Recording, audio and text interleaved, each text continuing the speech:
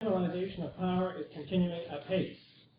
The individual is becoming more and more the victim of economic, political, and social forces that he cannot understand, and which threaten his sense of security in a world which seems paradoxically to be actually and potentially better off in the material sense than at any other time in history. The prospects for a new age, made possible by compounding scientific and educational advances, seem in many ways to have eluded mankind. That civilization has gone off course seems undebatable. It remains, however, to discover the cause of the tragedy. The answer is, of course, that we have been taking advice from the wrong experts, from men who formulate unrealistic policies because they adhere to false philosophy. A recent article in Time magazine, December 14, 1970, entitled "The Battle of the Buck: Inflation's Stubborn Resistance," pinpoints the modern dilemma. Referring to the United States economy, the article begins with the question, quote, "Faced with runaway inflation, the government adopts policies that cause a year and a half of falling production, dropping profits, financial squeeze, and sharply rising unemployment. What is the result?" The article provides the answer: more inflation. The writers are perplexed, or seem to be perplexed, because this result flies in the face of orthodox economic theory. The article goes on to discuss the dangerous revolutionary potential of continuing inflation of money because it erodes the credibility of the social and economic structure.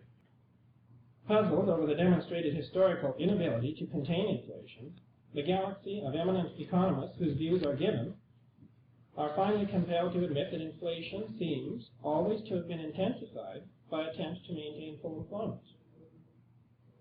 Now, this observation must be painful indeed to so-called experts who have periodically chastised the people for an alleged extravagance, and at the same time recommended measures which could only reduce national productivity. Yet, what do all of these experts and economists conclude is the task of modern government? As one might expect, they all concur, in spite of all evidence to the contrary, that it is to maintain stable prices with full employment. This brings us back to C.H. Douglas and his analysis of the existing price system. Before discussing this, however, several comments are necessary regarding orthodox financial practice and cost accountancy. Past and present practice has been to issue money in the form of debt credit expansion, which with attached interest charges, or from capital reserves, all ultimately and theoretically for production purposes only. You should remember that. Now, money is issued for production purposes only, ultimately. What Douglas discovered was like a revelation in a mental blackout concerning matters economic. He found that over any given period, for all industries and for the economy as a whole, financial costs are being generated much more rapidly than purchasing power by which to liquidate these costs. That is, society does not have a dynamic capacity at any moment to claim its own product and at the same time liquidate or cancel the formal financial costs incurred by that production. Yet, the physical costs of production are met as production proceeds. They have to be, or production could not take place. In other words, the financial system does not reflect reality. Financial cost exceeds real cost. The causes of this distressing phenomenon are laid bare in Douglas's formal statement describing this state of affairs, which statement is known as the A plus B theorem. It is not the intent of this lecture to expand in detail concerning the A plus B theorem. Essentially, however, the causes of excessive cost creation, which it reveals, involve the conventional bank practice of creating new debt credit. You must remember that banks never loan their customers deposits, as many people still imagine. In other words, the conventional practice of creating new debt credit as production loans and requiring more than they create in the first instance to be repaid because of added interest charges. They also involve, and this is of particular significance, the reinvestment of savings, which creates new costs without creating new purchasing power. Now, this is an interesting point because the orthodox economists say that investment distributes new incomes. Social credit, in fact, claims that it creates new costs. The only way that the economy can be kept operating in the face of this disproportionate buildup of costs is by the creation of ever larger loans, all at interest, for expanding capital production and production of goods for export. This tends to allow the transfer of at least a portion of the goods waiting to be bought.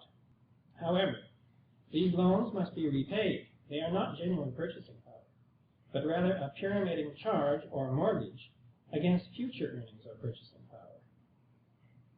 They merely transfer accumulating costs into future prices in an endless spiral of inflation. This would be cost-push inflation. Now, this problem of disproportionate financial cost creation through so-called normal operation of the price system can be viewed in different ways. Now, one might say that capital production loans dilute the value of the currency when they're issued, because it's an expansion of money. And when these loans are canceled by repayment before the capital assets wear out, depreciation charges on these assets are carried forward into future prices, with no credits existing to meet and cancel these charges. Now, one may say that the present price system charges the consumer for total production of a given period, while it should charge the consumer only with total consumption over that same period. That is, the present price system cannot credit the consumer through falling prices for capital appreciation. It can only charge him with capital depreciation. Now, this situation is complicated and worsened by the advance of technology. As non-labor costs in industry become greater relative to labor costs, as they do in a modernizing economy, the flow of total costs swells in relation to the flow of labor costs paid out as incomes. And the deficiency of purchasing power becomes increasingly aggravated. Periodic attempts to combat inflation by restricting the issue or expansion of bank debt credit loans through imposition of tight money policy are progressively less effective in coping with the built-in tendency in the price system toward excessive cost accumulation. Any temporary restraint on rising prices that may be achieved by this restriction of credit can only be at great social and economic cost. When the credit tap is turned off, unliquidated costs are caught hanging in midair. Production, profits, earned incomes, and therefore overall economic solvency are forcibly driven down. Bankruptcies abound.